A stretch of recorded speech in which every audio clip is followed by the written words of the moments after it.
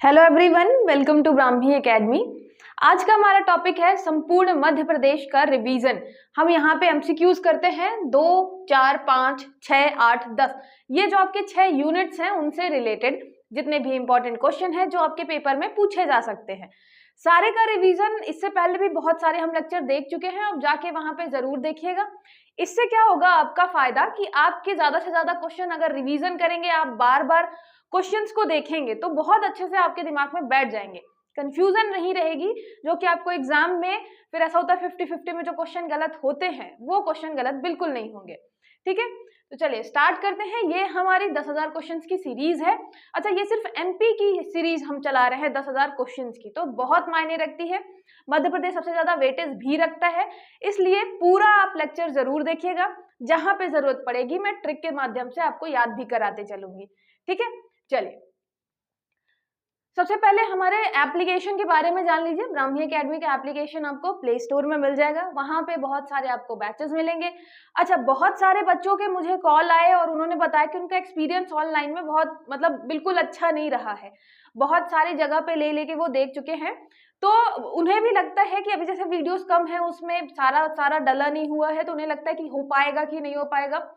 तो ये आप बिल्कुल कंफर्म रखिए दिमाग में। मैं यहाँ पे जो आपको अलग अलग टॉपिक करवा रही हूँ, अभी ताजा करवा रही हूँ, नया बिल्कुल, है ना। पुराने वीडियोस में उठा के नहीं अपलोड कर रही हूँ, जिसमें पुराना पॉलिटी हो या पुराना हिस्ट्री वाला पोर्शन हो, सारी चीजें मैं नई अपलोड कर रही हूँ, इसलिए वहां आपको नहीं मिलेगी। वो हम बीच बीच में जैसे आपके लेक्चर अपलोड हो जाते हैं, बन जाते हैं, तो वहां पे अपलोड कर दिए जाते हैं। तो इसलिए परेशान नहीं हो, पूरा लेक्चर कंप्लीट होगा, पूरा का पूरा आपके टॉपिक कंप्लीट होंगे। साथ ही साथ मैं आपको एमसीक्यू के माध्यम से रिवीजन भी कराऊंगी। एग्जाम टाइम पे जो भी बच्चे हैं जो जिन्होंने ले रखा है या जो लेने का सोच रहे हैं, जो भी आप कोर्सेज लेंगे, मैं वहां पे आपका रिवीजन भी कराऊंगी बहुत अच्छे से। जैसे हम 1 to 1 करते हैं ना क्लास में, टीचर पूछते हैं फिर बच्चे सारे मिलके बताते हैं, सेम वैसा ही। तो हम लाइव क्लासेस ले लेंगे, उसके बाद लाइव क्लासेस में आपको मैं क्वेश्चन वगैरह याद कराऊंगी, ट्रिक के माध्यम से ज्यादा चीजें हम रिवाइज करेंगे। ठीक है, तो आप बिल्कुल परेशान ना हो। इसके लिए कोई भी इंक्वायरी है तो आप इस एकेडमी के नंबर पे कॉल करके पूछ सकते हैं, और यहाँ पे आप मैसेज भी कर सकते हैं। अगर किसी को लगता है कि कॉल नहीं करना तो आप मैसेज करके भी बता सकते हैं। आपको ब्राह्मी एकेडमी पे यहाँ टेलीग्राम पे यहाँ पे मिल जाएंगे सारे पीडीएफ अभी मैंने अपलोड नहीं किए हैं। जो आपका एमसीक्यू सीरीज है, एक साथ मैं सारे अपलोड कर दूंगी क्वेश्चन। ठीक है, क्योंकि हम एक दिन में लिमिटेड क्वेश्चन करते हैं डिस्कस, तो फिर मैं एक साथ सारे के सारे क्वेश्चन आपके वहां पे अपलोड कर दूंगी। तो आप टेलीग्राम चैनल जरूर ज्वाइन करें ब्राह्मी एकेडमी के नाम से। सबसे पहला क्वेश्चन देखिए, मध्य प्रदेश के किस जिले में खुदाई के दौरान 800 वर्ष पुरानी कुबेर की मूर्ति प्राप्त हुई है? ये आपका करंट का पोर्शन है। In which district of Madhya Pradesh has 800 old idol of Kuber been found during excavation? यहाँ पे बालाघाट, बड़वानी, बैतूल, खंडवा, हर जगह अलग अलग जगह पे एक्सकवेशन आपकी खुदाई चल ही रही है। तो यहाँ जो हमारा 800 साल पुरानी कुबेर की मूर्ति है वो हमें प्राप्त हुई है बड़वानी से। याद रखिएगा, कहीं से मैच नहीं करता है, करंट का बिल्कुल पोर्शन है, आप ऐसे तुक्का भी नहीं लगा सकते कि कहाँ से मिला होगा, इसलिए याद जरूर रखिएगा। बड़वानी आपकी जो कुबेर है, कुबेर जिसके पास कुबेर होता है, धन का कुबेर होता है, वो बहुत बड़ी बड़ी बातें करता है। तो जिसको भी वो धन का कुबेर मिल गया वो बड़ी बड़ी बातें करने लग जाएगा। तो ये हो गया आपका बड़वानी। ठीक है, नेक्स्ट देखिए, 26वीं राष्ट्रीय गवर्नेंस कॉन्फ्रेंस 2023 का आयोजन कहाँ किया गया था? Where was the 20th national governance conference 2023 organize? यहाँ पे हम गवर्नेंस कॉन्फ्रेंस की बात कर रहे हैं। आपका ये भी करंट का क्वेश्चन है। 2023 में कहाँ आयोजित किया गया था? भोपाल, इंदौर, जबलपुर, उज्जैन। याद रखिएगा ये हुआ था इंदौर में। जब हम गवर्नेंस की बात करते हैं, गवर्नेंस, यहाँ पे जब हम गवर्नेंस की बात करते हैं तो सबसे अच्छा गवर्नेंस इस टाइम पे कहाँ का चल रहा है? आपके इंदौर का। दौड़ के लोग जाते हैं क्योंकि वहां पे गवर्नेंस बहुत अच्छा चल रहा है। आप साफ सफाई में देखेंगे, उसके अलावा और सारी चीजों में देखेंगे, मैनेजमेंट में देखेंगे, पूरे सिटी का। तो इंदौर का सबसे अच्छा गवर्नेंस चल रहा है। ठीक है, तो ये हो गया आपका, अगर हम प्रशासन की बात करेंगे, ये आपका हो गया इंदौर। ठीक है, इंदौर में गवर्नेंस अच्छा है, इसलिए हमने राष्ट्रीय गवर्नेंस कॉन्फ्रेंस 2023 करवाई थी। कहाँ पे? इंदौर में। रिलेट कर लीजिएगा, है ना, इंदौर को रिलेट कर लीजिएगा। सबसे साफ सुथरा सा है, उसके अलावा वहां पे बहुत सारी वाटर प्लस सिटी भी हो गया है, तो बहुत अच्छा परफॉर्म कर रहा है, इसलिए हमने वहां पे गवर्नेंस के लिए मीटिंग की थी। एक भारत श्रेष्ठ भारत सांस्कृतिक विरासत को साझा करने की पहल तेलुगु संगम का आयोजन कहाँ हुआ था? Where was the Telugu Sangam, an initiative to share cultural heritage of India, the best of India celebrated. ये कहाँ पे सेलिब्रेट किया गया था? तो याद रखिएगा, ये है आपका तेलुगु संगम। तेलुगु संगम हम किसी न किसी ऐसे राज्य को डिफाइन कर लेते हैं कि मध्य प्रदेश किस राज्य के साथ अपने कल्चरल टाइज बढ़ाएगा, साझा करेगा सांस्कृतिक चीजें। तो तेलुगु संगम जो है वो कहाँ सेलिब्रेट किया गया था? वो किया गया था भोपाल में। जब हम बात करते हैं किसी भी देश के मतलब किसी भी राज्य के साथ अपने कल्चरल या कोई भी चीज साझा करने की, तो हम कहाँ करेंगे? राजधानी में करेंगे। ठीक है, तो ये आपकी जो राजधानी है, हम राजधानी में बुलाएंगे ना। जैसे मान लीजिए तेलुगु संगम भी करना है हमें, तो हम राजधानी में बुलाएंगे कि आप भोपाल आइए। राजधानी में बैठ के हम क्या करेंगे? सारे के सारे ये जो आपके सांस्कृतिक विरासत वगैरह है उनको साझा करेंगे। ठीक है, तो आपको रिलेट किससे करना है? राजधानी भोपाल से। तेलुगु संगम का आयोजन किया गया था भोपाल में। फिर भरियाही किस जनजाति की मूल बोली थी जो अब लुप्तप्राय हो चुकी है? Bhariyahi was the original dialect of which tribe which is now endangered. तो यहाँ पे भरियाही है बरेला, भारिया, सहरिया, बंजारा। आपको अगर इसमें कुछ भी नहीं समझ में आया तो जो आपका भरियाही है, भरियाही, इसका जो ये इतना वर्ड है भरिया, भरिया से आपको क्या लग रहा है? भारिया। ठीक है, तो अगर आप तुक्का भी मारे तो किसमें जाएंगे कि आपका भारिया होगा। ये होगा भारिया जनजाति, भरियाही, भरिया, भरिया निकाल के आपका आएगा क्या? ये कनेक्ट हो रहा है किससे? भारिया से। तो भारिया जनजाति जो है, जो आपके पातालकोट वाले रीजन में निवास करती है, सबसे ज्यादा वहीं पे उनका मतलब संकेंद्रण है। तो ये जो आपकी भारिया जनजाति है उसकी जो मूल बोली थी वो भरियाही थी, लेकिन अब धीरे धीरे वो भी मतलब अब हिंदी में और दूसरी लैंग्वेज में चेंज होती जा रही है। ठीक है, तो याद रखिएगा ये आपका भारिया जनजाति से रिलेटेड है। और वैसे भी आपको 3 शब्द दिख ही जाएंगे भरिया, जैसे भरियाही का भरिया देखेंगे तो भारिया से रिलेट हो जाएगा। ठीक है, फिर नेक्स्ट हो गया आपका हिमालय में रहने वाला दुर्लभ फायर कैप्ड टिट पक्षी मध्य प्रदेश के किस शहर में मिला? In which city of Madhya Pradesh has the rare fire capped tit. अच्छा, ये कैप्ड है ना, ये इंग्लिश हिंदी में ऐसे ही लिखा मिल जाता है, ये आपका कैप्ड है, कैप्ड। तो ये फायर कैप्ड टिट जो है ये आपकी क्या है? एक पक्षी है जो कि हिमालयन पक्षी है, लेकिन यहाँ हमारे मध्य प्रदेश में देखा गया था।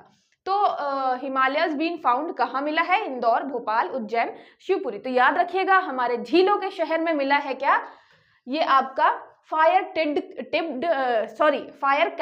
टिट। याद रखिएगा, ठीक ना? फायर कैप्ड टिट जो है, जो आपका फायर मतलब आग से जलता हुआ, जो आपका कैप्ड टिट जो है पक्षी, पक्षी वो भी कैसा है? जलता हुआ, बिल्कुल फायर से जलता हुआ, आग से जलता हुआ क्या है आपका पक्षी, जो कहाँ मिला है? हमारे झीलों के शहर भोपाल में। ठीक है, ये हिमालयन पक्षी है आपका, ये भी याद रखिएगा। करंट का आपका ये न्यूज है।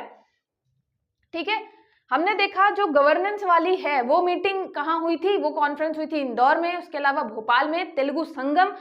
और हमें पक्षी मिला है कौन सा? फायर कैप्ड टिट, आग सा जलता हुआ पक्षी हिमालय का है, वो भी भोपाल में मिला है। फिर किस बेगम ने शिक्षा को बढ़ावा देने के लिए अरब और यमन के शिक्षकों को आमंत्रित कर जागीरें दी थी? अब आप देख रहे हैं डेडिकेशन कि वहां के शिक्षक यहाँ आएंगे, उनको फायदा क्या होगा? तो सबसे पहले तो हम क्या दे देंगे? जागीरें ही दे देंगे। तो which Begum invited teachers from Arab and Yemen and provided jagirs to promote education. तो हमारी ये बेगम थी शाहजहां, सिकंदर बेगम, सुल्तान जहां, गौहर बेगम। इनमें से एक बेगम ने ऐसा किया था कि आपके अरब और यमन से बुलाया था और यहाँ पे जागीरें दी थी शिक्षकों को। कौन थी ये? याद रखिएगा, सिकंदर बेगम। आपका जो सिकंदर था, मतलब ये मान लीजिए बाहर वाला जो सिकंदर आया था उसका नाम तो याद ही रहता है। तो जो सिकंदर था वो अपने साथ अरब और यमन के लोगों को लेकर आया था शिक्षा देने के लिए। ठीक है, तो याद रखिएगा आपकी जो सिकंदर बेगम है, क्योंकि सिकंदर बेगम ने देख रखा था हर जगह का कि एजुकेशन वगैरह कितनी अच्छी है। तो हमारे भारत में भी जब सिकंदर आया तो क्या किया उसने? एजुकेशन को प्रमोट करने के लिए अपने साथ अरब और यमन के शिक्षकों को भी लाया था और यहाँ जागीरें भी दी थी। ये सब मैं रिलेट करने के लिए बता रही हूँ आपको, सिकंदर से रिलेट करना है। ठीक है ना, याद रखिएगा एजुकेशन, शिक्षा के लिए कितना अच्छा काम किया था हमारी सिकंदर बेगम ने। ठीक है, ये याद रखिएगा। नेक्स्ट देखिए, मुगल बादशाह फर्रुखशियार द्वारा छत्रसाल को 6000 की मनसब प्रदान की गई थी। Chhatrasal was granted a mansab of rupees तो नहीं होगा, 6000 बाय मुगल एम्परर फर्रुखशियार। फिर 1713 में मालवा के सूबेदार राजा जयसिंह के साथ मराठों के विरुद्ध अभियान किया था किसने? आपके छत्रसाल ने। तो campaign against Maratha in 1713 with Raja Jaisingh the Subedar of Malwa. यहाँ पे एक लाइन छूट गई है कि छत्रसाल द्वारा, जो आपके छत्रसाल थे उन्होंने 1713 में मालवा के सूबेदार थे आपके जयसिंह, उनके साथ मराठों के अगेंस्ट जो था वो क्या किया था? एक अभियान चलाया था।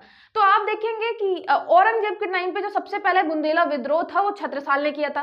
तो छत्रसाल ने मुगलों के खिलाफ, औरंगजेब के खिलाफ पहले क्या किया? विद्रोह किया। फिर उसके बाद के जो राजा आते हैं जैसे बहादुर शाह वगैरह है, फर्रुखशियार है, उसने मनसब दे दिया बड़े बड़े। अब 6000 का मनसब बहुत बड़ा मनसब माना जाता है, तो छत्रसाल को मनसब दे दिया। फिर उसके और आगे वाले जब राजा आएंगे तो राजा क्या करेंगे? जो छत्रसाल वाला इलाका था वो दे दिया किसको? किसी और को दे दिया। तो फिर छत्रसाल दुश्मन बन जाएंगे। और फिर ये छत्रसाल क्या करते हैं? आपको याद होगा मूवी जो है आपके जो विश्वनाथ हैं, आपके जो पेशवा थे, और फिर आपकी जो आपके छत्रसाल जो हैं वो इनवाइट करते हैं मराठों को कि हमारे साथ लड़ने के लिए, कि हमारा जो एरिया है कब्जा कर लिया है, तो मराठों को फिर बुलाते हैं। तो ये एक टाइम था जब ये मराठों के विरुद्ध अभियान भी चलाते हैं, एक टाइम था जब मुगलों के विरुद्ध ये विद्रोह करते हैं, फिर एक टाइम आता है कि मुगलों के साथ रहते हैं, और फिर दूसरी बार फिर आगे जाके आप देखेंगे कि फिर मराठों का सहयोग लेते हैं ये अपना मतलब एरिया फिर से कैप्चर करने के लिए। तो ये थे हमारे छत्रसाल बुंदेला। सत्य कथन बताना है तो इसमें 1 और 2 दोनों सही हैं, याद रखिएगा, ठीक है। और ये कहानी मैंने इसलिए बताई कि अगर किसी को कभी कंफ्यूजन आ जाए कि यार छत्रसाल तो लग नहीं रहा कि 6000 का मनसब मिला होगा, वो तो औरंगजेब के खिलाफ लड़ रहे थे, तो आपको फिर डाउट नहीं रखना है ना, इनको मनसब भी मिला था 6000 का। फिर ये भी याद रखिएगा कि जब हम मूवी का याद करते हैं आपकी मतलब बाजीराव मस्तानी वाली, तो फिर हमें लगता है कि यार मराठों के साथ रहे होंगे तो ये अगेंस्ट में कैसे अभियान चलाया होगा। तो जब आपके मराठे मतलब इनके मुगलों के साथ थे तब मराठों के अगेंस्ट इन्होंने अभियान चलाया, उसके बाद से जब मुगलों के अगेंस्ट गए तो फिर मराठों के साथ इन्होंने काम किया। तो ऐसा चलता रहा आपके छत्रसाल जी के जीवन में, ठीक है। 1 और 2 दोनों सही है। यहाँ पे आप तुक्का मारेंगे तो गलती हो जाना है। फिर 2022-23 में आर्थिक सर्वेक्षण के अनुसार सकल कोयला उत्पादन में देश में किस स्थान पर है? यहाँ फिर आपका मध्य प्रदेश छूट गया। जो आपका मध्य प्रदेश है वो सकल आपके कोयला उत्पादन में किस स्थान पर है देश में? According to 2022-23 economic survey, what position does Madhya Pradesh have in country hold in terms of gross coal production? अगर हम कोल प्रोडक्शन की बात करें, ये क्वेश्चन आपका पूछा भी जा चुका है एमपीपीएससी में, जब आपका कोयला उत्पादन में मध्य प्रदेश की रैंक पूछी गई थी। याद रखिएगा 2022-23 के हिसाब से अभी 4थी रैंक चल रही है सकल कोयला उत्पादन में, ठीक है। तो मध्य प्रदेश अभी 4थे स्थान पे है, 4th रैंक पे है, 4थे में है, 4 में है किसमें? कोयला में, कोयला में, ठीक है। कोयला में किसमें है? अभी 4थे नंबर पे है। नेक्स्ट देखिए, सत्य कथन बताइए, टेल द ट्रू स्टेटमेंट। भूमिया भारिया जनजाति की उपजाति है। भूमिया इज अ सब टाइप ऑफ भारिया ट्राइब। फिर भोमका जो है कोरकू जनजाति के पुरोहित को कहते हैं। Bhomka is a priest of Korku tribe. मैंने यहाँ पे ये क्वेश्चन इसलिए रखा है क्योंकि आपको भूमिया, भोमका और भारिया कितने सारे सेम नाम मिलेंगे। अगर मान लीजिए मैं यहीं पे लिख देती जो आपका भोमका है और जो आपका भूमिया है, ये दोनों जो हैं वो क्या है? ये आपके भारिया जनजाति के उपजाति हैं। ये दोनों क्या हैं? आपकी भारिया जनजाति की उपजाति हैं। तो आप बिल्कुल नहीं पहचान पाते, आपको बिल्कुल सेम लगता, भोमका है, भूमिया है, सही तो लग रहा है, तो आपके दोनों भारिया जनजाति की उपजाति हो गई, लेकिन फिर ये गलत हो जाता। याद रखिएगा जो भूमिया है, जब हम भूमि की बात करते हैं, सीधे सीधे ये आप भूमि उठाइएगा, जब हम भूमि की बात करते हैं तो जो आपका भारिया है, भारिया मतलब आपका भार, तो भूमि का एक भार होता है, ठीक है। तो ये हो गया आपका भूमिया, ये भारिया से रिलेटेड है। लेकिन जब हम बात करते हैं भोमका की, जब हम बात करते हैं किसकी? भोमका की, या भोमका का आप आधा क्या ही करेंगे, भोम हो जाएगा नहीं तो, ठीक है। भोमका की जब बात करते हैं तो भोमका क्या है आपका? ये कोरकू जनजाति के पुरोहित को कहते हैं, ठीक है। तो कोरकू, यहाँ पे कोरकू जो है उसके पुरोहित को कहते हैं क्या? भोमका। और आपको भी पता है कि पुरोहित या फिर मुख्य जो व्यक्ति है, ऐसे क्वेश्चन पूछे जाते हैं एमपीपीएससी में। और ये कंफ्यूजिंग भी है काफी, इसलिए मैंने एक साथ रखा है। भोमका जो है आपका, भोमका जो है वो किससे रिलेटेड है? कोरकू जनजाति के पुरोहित है, तो पुरोहित से रिलेटेड है, पूजा पाठ वगैरह हो रहा है। यहाँ पे जो भूमिया है, जो भूमि है वो भारिया से रिलेटेड है, तो भूमिया भारिया जनजाति की उपजाति, ठीक है, सब ट्राइब है ये भारिया जनजाति की। तो इसमें बताना है सत्य कथन, तो ये हो गया आपका 1 और 2 दोनों सही है, ठीक है। नेक्स्ट देखते हैं, इसको एक दो बार मतलब याद जरूर करिएगा, या फिर आप ऐसे कर लीजिएगा कि भूमि का आप याद कर लीजिएगा कि भूमि जो है उसका एक भार होता है, तो भूमि आपका भूमिया जो है वो भारिया से रिलेट हो गई। फिर आपका बचता है भूमका, तो भूमका का फिर याद रखिएगा कि भूमका अलग था, मतलब वो कोरकू वगैरह से रिलेटेड था, ठीक है। कोरा कागज, जो भी आपका कोरकू से रिलेट करना हो तो आप कर सकते हैं भूमका को। फिर नवाब फैज मोहम्मद खां को सूफी नवाब कहा जाता था। नवाब फैज मोहम्मद खां वाज कॉल्ड सूफी नवाब। यहाँ पे जो आपके फैज मोहम्मद है ये दोस्त मोहम्मद के पुत्र हो गए, ठीक है, मतलब उनके बाद ही बने थे, और इनको सूफी नवाब इसलिए कहते थे क्योंकि काफी ज्यादा ये डूबे हुए थे सूफीज्म वगैरह में, इसलिए मतलब ज्ञान वगैरह की बातें करते थे, तो ये हो गया आपके सूफी नवाब। तो जब ये डूबे हुए थे उन सब चीजों में, है ना, अध्यात्म वगैरह में, तो इनके समय में शासन का संचालन जो है वो ममोला बीबी कर रही थी, ममोला बीबी संभालती थी। During his time the administration was handled by Mamola Bibi. तो याद रखिएगा ये आपकी ममोला बीबी जो थी वो संभाल रही थी आपका क्या, फैज मोहम्मद के टाइम पे शासन संभाल रही थी। तो आपको असत्य कथन बताना है, ये है इनमें से कोई नहीं, क्योंकि आपके दोनों कथन सत्य है, ठीक है। तो याद रखिए, इसमें मैंने ये नाम क्यों दिया है, क्योंकि आपको पता है जो आपके चाहे आप मेंस में देखें चाहे आप प्री में देखें, जो बिल्कुल अलग अलग नाम होते हैं जो आपने कभी सुने नहीं होते, उन पे जरूर क्वेश्चन पूछ लेता है। स्पेशली हम बात करें अगर कि जो महिला कोई ऐसी रही है जिन्होंने काम किया है शासन वगैरह में, तो जरूर पूछ लेता है। और जैसे आप अभी एमपीपीएससी का एग्जाम में देखेंगे, एमपीपीएससी के मेंस एग्जाम में जो चल रहे हैं उसमें आप देखेंगे कि आपके हिस्ट्री वाले पेपर में पूछा गया था मुगल कालीन जो आपकी महिलाओं की दशा वगैरह थी, तो उसमें भी आप बताएंगे, बहुत सारी महिलाओं के नाम बताएंगे, नूरजहां थी उस टाइम पे, है ना, आपकी महामंगा थी, हरका बेगम थी, जिनका प्रभाव था शासन में। तो ऐसे ही क्वेश्चन आपके चाहे आप प्रीलिम्स में हो चाहे आप मेंस में हो, सब में पूछे जाते हैं। तो ये हो गया आपका ममोला बीबी। याद रखिएगा ये आपके फैज थे, फैज की मामूली बीवी थी, तो मामूली ही, लेकिन वो शासन चलाती थी। तो आप ये रिलेट करने के लिए कर सकते हैं कि फैज जो थे उनकी मामूली सी बीवी थी जो कि शासन चलाती थी, ठीक है। तो ये हो गया आपका ममोला बीबी जो कि शासन देख रही थी। फिर महतो मांझी किस जनजाति के पंचायत का मुखिया कहलाता है? Mahto Manjhi is called the head of the panchayat of which tribe. यहाँ पे जैसे आप मतलब अलग अलग तो देख ही चुके हैं, मैं हर जनजाति का जो भी मेन होता है, चाहे वो पंचायत का मुखिया हो या फिर मुख्य हो, मतलब ऐसा आपका है ना कि ये आपके उस जनजाति का प्रमुख व्यक्ति माना जाता है, जनजाति का प्रमुख व्यक्ति माना जाता है। तो ऐसे क्वेश्चन मैं जरूर कराती हूँ क्योंकि वो क्वेश्चन आपके पूछे जा चुके हैं। ऐसे ही आपका महतो मांझी है, महत्व किसका है? महतो बहुत ही महत्व है मांझी का बहुत महत्व किस जनजाति में है? तो याद रखिएगा खैरवार में है, ठीक है। महतो मांझी का बहुत महत्व है खैरवार में, जो खैर वगैरह कत्था से रिलेटेड है आपकी जनजाति, तो ये जो आपको मांझी है उसका महत्व है खैरवार जनजाति में, ठीक है। तो आप रिलेट भी कर सकते हैं कि मांझी जो है वो खैर खाता है बहुत सारा, तो उसको खैर खाना या कत्था खाना पसंद है। पान में कत्था बहुत ज्यादा पसंद है, किसको? मांझी को। तो मांझी आपका रिलेट हो जाएगा खैर से, खैरवार जनजाति का है ये। उसके अलावा खुटिया पटेल क्वेश्चन आपका पूछा ही जा चुका है। लास्ट टाइम मैंने कवार जनजाति का नोटिया करके बताया था, तो रिवीजन जरूर करिएगा क्योंकि ऐसे नाम ये बहुत लंबे टाइम तक दिमाग में नहीं रहते हैं। आप बहुत टाइम बाद इसका देखेंगे ना महतो मांझी, और 4 ऑप्शन में आप रिलेट ही नहीं कर पाएंगे कि कौन सा हो सकता है, इसलिए रिवीजन जरूरी है, ठीक है। फिर नेक्स्ट आपका पन्ना का जुगल किशोर का मंदिर किस बुंदेला शासक ने करवाया था? Which Bundela ruler had build the आपका जुगल किशोर टेम्पल ऑफ पन्ना। तो यहाँ पे पूछा गया है कि किस बुंदेला ने करवाया था जुगल किशोर मंदिर का निर्माण।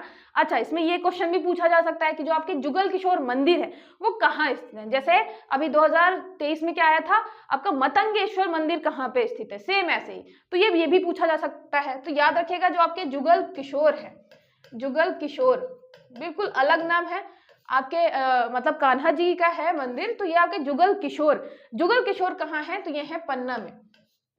ठीक है, हीरो से बने हुए हैं हमारे जुगल किशोर, पन्ना को हम रिलेट करते हैं हीरे से, तो हीरे से आपके लदे हुए हैं हमारे, मतलब कौन, जुगल किशोर। तो जुगल किशोर कहाँ हो गया, पन्ना में। बनवाया किसने था, तो याद रखिएगा ये है आपके हिंदूपत बुंदेला, जो हिंदू धर्म में बहुत विश्वास रखते थे। तो जुगल किशोर का मंदिर कौन बनवाएगा, जो हिंदू धर्म में बहुत ज्यादा भरोसा रखेगा। ठीक है, तो याद रखिएगा ये हैं आपके जुगल किशोर, जिन्होंने, जो स्थित है जुगल किशोर मंदिर स्थित है पन्ना में, बनवाया किसने था, हिंदूपत बुंदेला। ठीक है, बुंदेला राजा हिंदूपत, बहुत, क्योंकि वो मान्यता, मतलब बहुत मानते थे हिंदू धर्म को। नेक्स्ट देखिए, होली के अवसर पर रावण की पूजा और मेघनाथ खम्ब को किस जनजाति द्वारा मनाया जाता है, which tribe worships Ravana and celebrates Meghnath Khamb on the occasion of Holi. Holi के टाइम पे रावण की पूजा भी करते हैं, मेघनाथ खम्ब भी बनाते हैं। याद रखिएगा जब हम मेघनाथ खम्ब की बात करते हैं, मेघनाथ खम्ब की बात करते हैं, तो ये भी आपका अलग से क्वेश्चन पूछा जा सकता है। वैसे ऐसी एक दो जनजातियां और हैं जो रावण की पूजा करती हैं, लेकिन आपका मेघनाथ खम्ब जो है वो कौन बनाता है, तो याद रखिएगा ये कोरकू जनजाति से रिलेटेड है। ठीक है, ये आपका कोरकू जनजाति से रिलेटेड है, जो आपका कोरकू है। वैसे मैंने स्टार्टिंग में शायद बनाया होगा कि आपका जो कोरकू है वो मतलब पता नहीं, मुझे याद नहीं है कि मैंने कोरकू स्टार्टिंग में किस चीज से रिलेट किया था, तो आप खुद से इसका बना लीजिएगा कोरकू का कुछ भी करके, है ना। तो ये आपका हो गया, या फिर मैंने शायद बनाया था काकू से, ये का और का उठा के मैंने काकू बनाया था। जो आपका काकू है वो मेघनाथ जो है खम्भ बनाते हैं, तो कोरकू आपका रिलेट हो गया काकू मेघनाथ खम्भ। नहीं रिलेट करना है जो, तो आप चाहें जैसे भी याद कर सकते हैं ना, याद रखिएगा, लेकिन इंपॉर्टेंट है, चाहे आपका मेंस हो, मेंस में भी पूछा जाता है आपके ऐसे क्वेश्चन, और आपके प्रीलिम्स में तो पूछे ही जाते हैं। तो मेघनाथ खम्भ जो है आपका कौन मनाता है, ये आपके हो गया कोरकू। ठीक है, साथ ही साथ रावण की पूजा करते हैं, कब करते हैं, होली के टाइम पे। फिर हो गया आपका एक जिला एक उत्पाद के अंतर्गत सीहोर जिले का कौन सा उत्पाद शामिल किया गया है, सीहोर जिले से कौन सा उत्पाद का शामिल किया गया है, which product from Sehore district has been included under one district one product. तो वन डिस्ट्रिक्ट वन प्रोडक्ट के अंदर सीहोर से कौन सा उत्पाद इसमें इंक्लूड किया गया है, अदरक, लहसुन, कृषि के उपकरण और आपके लकड़ी के खिलौने और हस्तशिल्प। ये आपका जो लकड़ी के खिलौने हैं, मतलब जो आपके वुडन जितने भी टॉयज वगैरह हैं और हस्तशिल्प वगैरह है, वो कहाँ से है, वो सीहोर से इंक्लूड किया गया है। याद रखिएगा, बहुत सारे लोगों को डाउट हो जाता है, पिछली बार जब मैंने वन डिस्ट्रिक्ट वन प्रोडक्ट पढ़ाया था तो वो बहुत सारी चीजें क्या पूछ रहे थे, जीआई टैग वाले, तो आप जीआई टैग बिल्कुल अलग दिमाग में रखिएगा, है ना। ऐसे प्रोडक्ट कुछ आपको मिलेंगे जो जीआई टैग में भी हैं, और सेम वही प्रोडक्ट हम वन डिस्ट्रिक्ट वन प्रोडक्ट में भी शामिल कर रहे हैं, लेकिन कहीं कहीं पे आपको अलग से प्रोडक्ट भी मिलेंगे। जैसे सीहोर में आपको मिलेगा लकड़ी के खिलौने। रिलेट कैसे कर सकते हैं, जब आप शहर जाते हैं, गांव से जब आप शहर जाते हैं तो आप अपने लकड़ी के खिलौने बहुत मिस करते हैं, क्योंकि वहां सब आर्टिफिशियल प्लास्टिक की चीजें मिल जाएंगी आपको, तो आप बहुत मिस क्या करते हैं, अपने लकड़ी के खिलौने। कब, जब आप शहर जाते हैं। ठीक है, तो सीहोर से हो गया आपका लकड़ी के खिलौने तथा हस्तशिल्प। ठीक है, ये याद रखिएगा, शहर जाते हैं। तो फिर आर्थिक सर्वेक्षण 2022-23 के अनुसार मध्य प्रदेश के किस क्षेत्र में सर्वाधिक वृद्धि अनुमानित है। यहाँ पे जो 22-23 के अनुसार था, जो वृद्धि हो रही थी, तो इसमें पूछा हुआ है किस क्षेत्र में सर्वाधिक वृद्धि अनुमानित है। According to the economic survey 2022-23 which region of Madhya Pradesh has estimated the maximum growth. प्राथमिक क्षेत्र जो आपका ये प्राइमरी सेक्टर है, प्राइमरी सेक्टर, तो ये जो आपका प्राइमरी सेक्टर है उसमें है, यह जो आपका सेकेंडरी सेक्टर है, सेकेंडरी सेक्टर है उसमें ग्रोथ है सबसे ज्यादा, या आपका जो टर्शियरी सेक्टर है, टर्शियरी सेक्टर है उसमें ग्रोथ है सबसे ज्यादा। ठीक है, तो यहाँ पे आपको बताना है इकोनॉमिक सर्वे 2022-23 के अनुसार। तो वैसे द्वितीयक तो आप बिल्कुल हटा देंगे कि यार द्वितीयक में इतनी ग्रोथ होगी नहीं, मध्य प्रदेश में तो अभी अचानक से इतनी ग्रोथ हो नहीं जाएगी।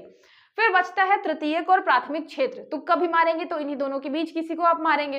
तो याद रखिएगा आपका सबसे ज्यादा जो वृद्धि कर रहा है वो कर रहा है आपका तृतीयक क्षेत्र, मतलब अनुमानित जो वृद्धि है सबसे ज्यादा वो किसमें है, आपके टर्शियरी सेक्टर में। ठीक है, तृतीयक क्षेत्र जो आपका सेवा क्षेत्र कहलाता है, सर्विस सेक्टर, उसमें सबसे ज्यादा अनुमानित है, लगभग 9.9%। तो याद रखिएगा आपके, ये आपका इकोनॉमी वाला सेक्शन है जहां पे पूछा जाएगा कि हमारे किस क्षेत्र में कितनी वृद्धि हो रही है। तो आपका जो प्राथमिक सेक्टर है उससे ज्यादा वृद्धि कर रहा है आपका तृतीयक सेक्टर, मतलब टर्शियरी सेक्टर, ठीक है, 2022-23 आर्थिक सर्वेक्षण के अनुसार। ठीक है, चलिए, आई होप आपको सारी चीजें समझ में आई होंगी। और ये छोटे छोटे आपके लेक्चर्स हैं जो कि आपको रिवाइज करने के लिए बहुत इंपॉर्टेंट है। आप एक बार में 2-3 लेक्चर भी चाहें तो देख सकते हैं, और आप देखिएगा कि इन सारी चीजों से आपको लास्ट में बहुत फायदा मिलेगा। पसंद आए तो लाइक एंड शेयर जरूर करिएगा। चलिए मिलते हैं फिर नेक्स्ट लेक्चर में।